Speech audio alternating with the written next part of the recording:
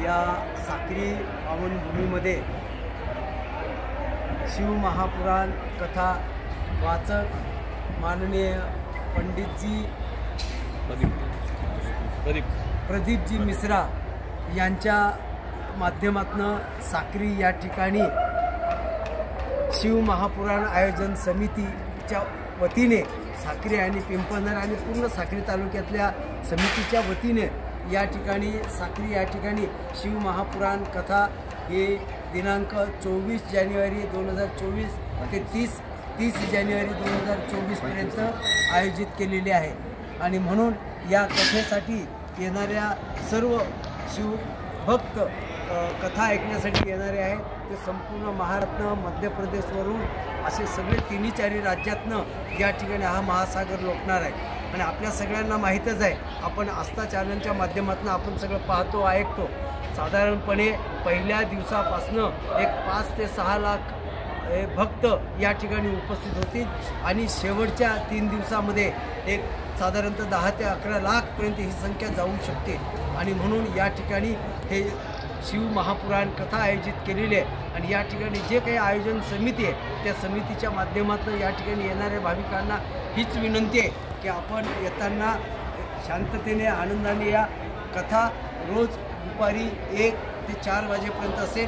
आणि येणाऱ्या सर्व भाविक भक्तांसाठी या ठिकाणी महाप्रसादाचं देखील आयोजन केलेलं आहे। महाप्रसादाचं देखील 24 तास या ठिकाणी फक्त कथेच्या वेळेला बंद राहणार आहे। इतर वेळेमध्ये महाप्रसादाचा हा या ठिकाणी लाभ देखील घेता येईल। आणि या ठिकाणी येणाऱ्या सर्व भाविकांना आम्ही आयोजन समितीच्या वतीने या ठिकाणी नम्र निवेदन करतो की आपण सर्वांनी शांततेत यायचं, शांततेत बसायचं, शांततेत कथा श्रवण करायचे आणि त्याचा आनंद घ्यायचा आहे।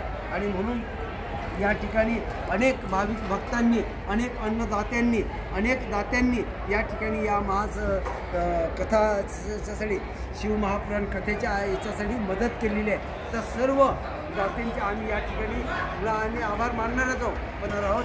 आणि या ठिकाणी जे प्रशासन आहे तर ते पोलीस प्रशासन असेल, इतर प्रशासनामधले सर्व अधिकारी कर्मचारी यांची देखील आम्हाला या ठिकाणी खूप मदत होणार आहे, लागणार देखील आहे। आणि म्हणून त्यांना देखील आम्ही या ठिकाणी सगळ्यांना या ठिकाणी आवाहन करून त्यांची मदत घेऊन आम्ही या ठिकाणी सुव्यवस्था राखण्यासाठी देखील आम्ही सगळा आमचा प्रयत्न असेल।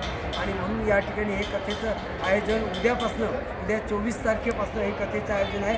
त्याचबरोबर या ठिकाणी महारुद्राक्ष अभियान देखील याची पूजेचे देखील आयोजन केलेले आहे। जे काही अभिषेक महारुद्राक्ष अभिषेक जे दाते आहेत त्यांना त्या दिवसाचे 27, 28, 29, 26, 27, 28 असं 3 दिवसाचं देखील आयोजन केलेलं आहे। आणि म्हणून येणाऱ्या सगळं भाविक भक्तांनी आपण या ठिकाणी आनंदाने यायचं आहे, कथा आनंदाने श्रवण करायचं आहे। आणि आनंदाने या ठिकाणी जाताना देखील येताना देखील आम्ही महामंडळाला विनंती केलेली आहे, त्यांच्या बसेस असतील त्या बसेस जागे पिकअप सोडतील आणि कथा सोडल्यानंतर घेऊन देखील जातील।